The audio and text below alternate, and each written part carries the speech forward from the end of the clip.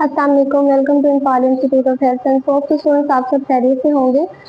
So students, हमारे जो हैं वो 2 चैप्टर कंप्लीट हो गए हैं। फर्स्ट चैप्टर था हमारा इंट्रोडक्शन टू नर्सिंग का, सेकंड चैप्टर था हमारा कम्युनिकेशन का। आज हमने जो है वो थर्ड चैप्टर स्टार्ट करना है, फंडामेंटल ऑफ नर्सिंग का थर्ड चैप्टर स्टार्ट करना है। वो है वाइटल साइन के अकॉर्डिंग।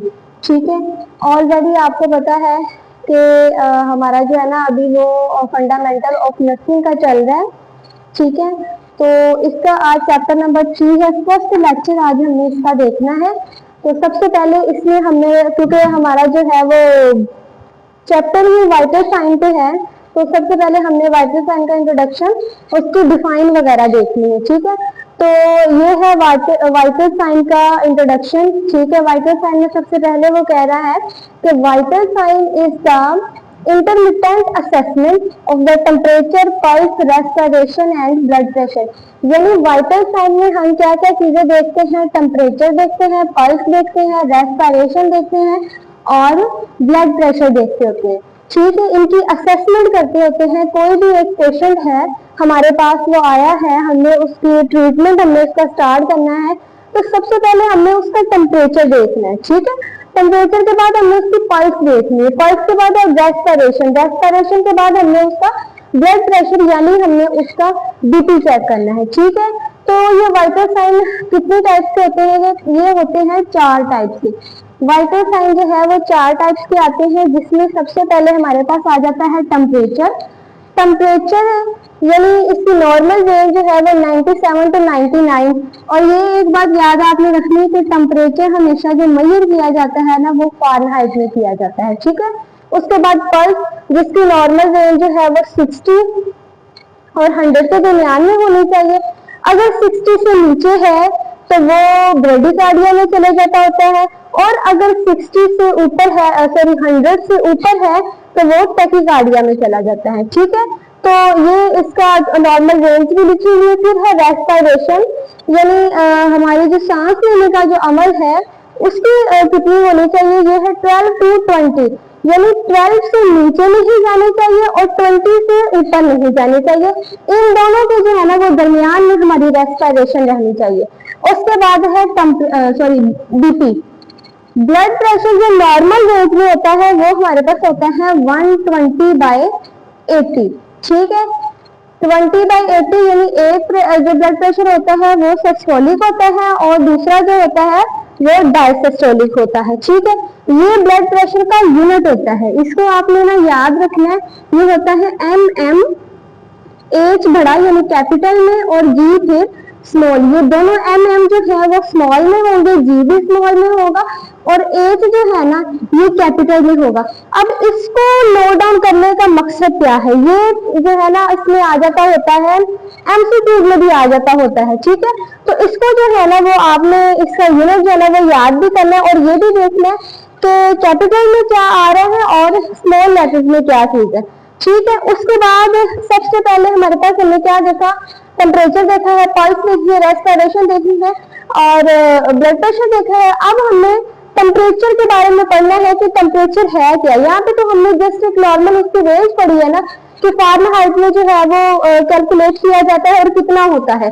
तो अब वो कह रहा है कि टेम्परेचर की डिफाइन देखिए। Temperature is defined as the degree of that maintained by the body or it in balance between the heat proceed in the tissues and heat loss to the environment।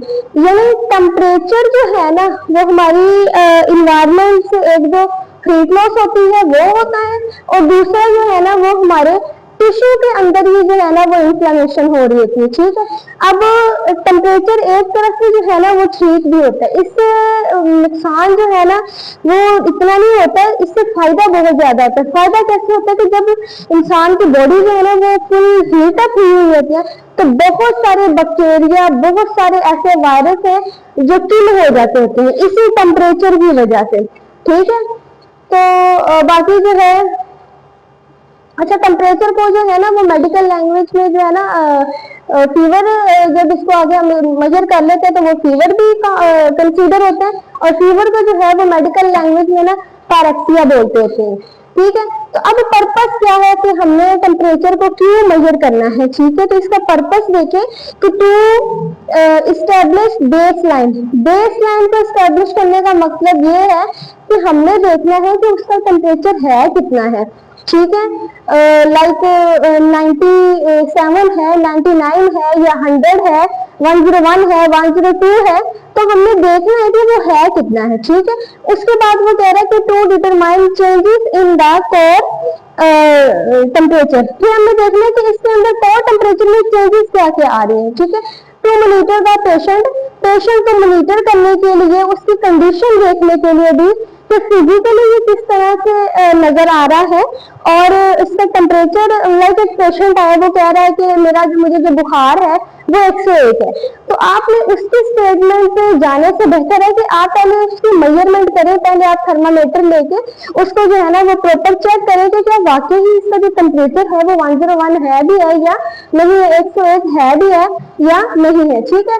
तो ये होगी temperature की define, उसके purpose. फिर हमने देखना है कि टेम्परेचर जो है, फीवर जो है, बुखार जो है, उसको हम कितनी जगह से मेजर कर सकते हैं, साइट्स यानी किस किस जगह से जो है ना वो हम टेम्परेचर ले सकते हैं, ठीक है।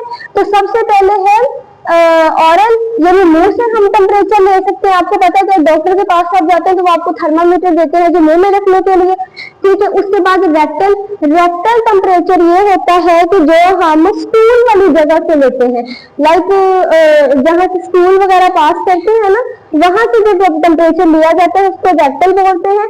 उसके बाद एक्सिलरी, एक्सिलरी टेम्परेचर का मतलब ये होता है कि हमने बगल से टेम्परेचर लेना, ठीक है। पेशेंट कोई भी हमारे पास आया, बच्चा है, मेल है, फीमेल है, तो अगर वो ऑरली नहीं चेक करवाना चाह रहा, या ऑरली जो वैसे जो है ना जो वो रीडिंग जो है ना वो इनकरेक्ट आती होती है, इनकरेक्ट क्यों आती होती है, वो ऑक्सीजन की वजह से आती होती है, ठीक है। तो टेम्परेचर जो है ना वो बेसिकली एक्सिलरी ही लेना चाहिए, यानी बगल से ही लेना चाहिए, ठीक है।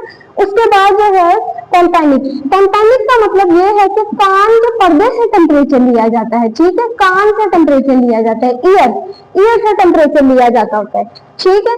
उसके बाद है जो टेम्परेचर हमने जब लिया है फ़ारेनहाइट में हमारे पास आया, ये सेल्सियस में आया, वैसे टेम्परेचर की जो हमें जरूरत होती है ना वो होती है इसमें फ़ारेनहाइट में, ठीक है। तो फ़ारेनहाइट में टेम्परेचर अगर 96.8 है ना तो वो सेल्सियस में होगा 36.0, ठीक है। उसके ये एमसीक्यू जो भी पूछ लेते होते हैं, ये मोस्ट इंपोर्टेंट है, 3 रेंजेस जो टेम्परेचर की लिखी है ना ये मोस्ट इंपोर्टेंट है। उसके बाद अगर फ़ारेनहाइट में 97.7 है ना तो सेल्सियस में हमारे पास होगा 35.5, ठीक है। उसके बाद अगर फ़ारेनहाइट में 101 यानी 101 बुखार है ना तो वो सेल्सियस में होगा हमारे पास 38.3, ठीक हो गया। अब उसके बाद देखिए कि नोट देखें कि अगर टेम्परेचर हमारे पास फ़ारेनहाइट में है तो ये जो रेंज हम आपको बता रहे हैं ये कैसे निकली है, इसको हम जो है वो किस तरह से निकालते हैं, ठीक है। तो सबसे पहले हमें क्या करना है कि कन्वर्ट अगर हमने फ़ारेनहाइट से इसमें सेल्सियस में करना है तो हमने 32 से तकसीम करना है, ठीक है। 32 से हमने सब्ट्रैक्ट करना है, यानी हमने तकसीम करना है जो भी टेम्परेचर हमारे पास आया हुआ, यानी 101 अगर हमारे पास आया तो इसको हमने 32 में जो है ना वो 32 इसमें तकसीम करना है हमने। उसके बाद जो है मल्टीप्लाई हमने करना है 5/9।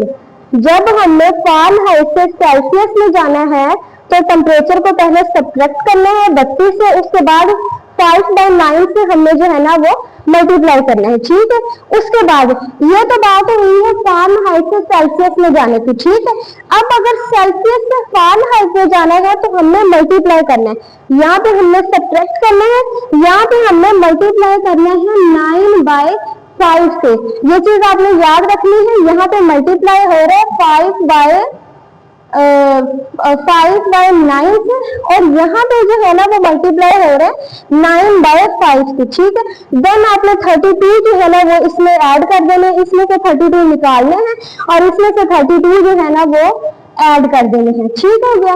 उसके बाद आगे नेक्स्ट है इक्विपमेंट, यानी कि हमारे पास टेम्परेचर चेक करने के लिए कौन कौन से इक्विपमेंट होने चाहिए, उनकी ये छोटी सी एक लिस्ट बनी हुई है, जिसमें सबसे पहले हमारे पास आ रहा है ओरल, रेक्टल, एक्सिलरी और टाइफोनिक। यानी ये जो हमने इधर टाइप्स पढ़ी है ना, इन्हीं टाइप्स के हमारे पास जो है ना वो थर्मामीटर मौजूद होने चाहिए।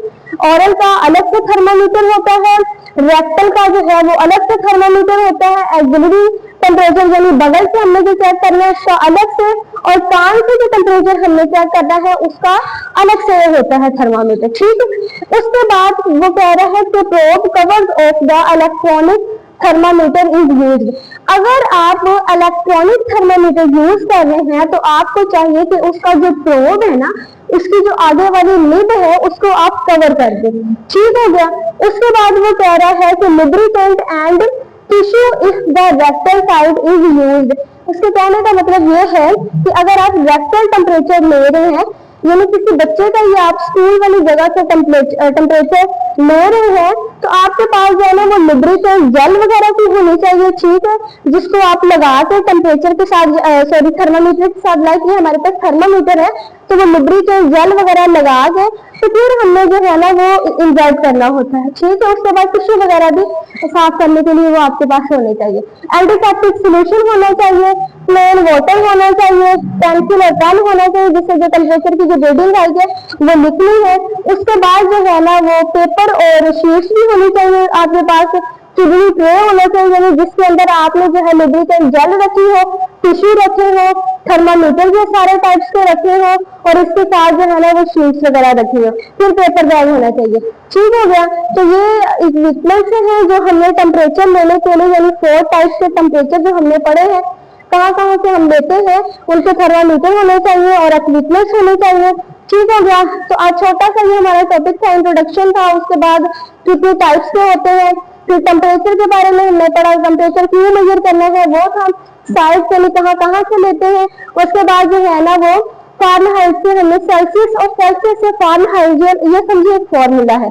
ठीक है, इस फॉर्मूले को आपने जो है ना वो लिख लेना, पेपर में एमसीक्यूज के तौर पे भी आ जाता होता है कि फारेनहाइट को जो है ना वो सेल्सियस में आप कन्वर्ट करें, या सेल्सियस को जो है वो आप फारेनहाइट में कन्वर्ट करें। ठीक हो गया।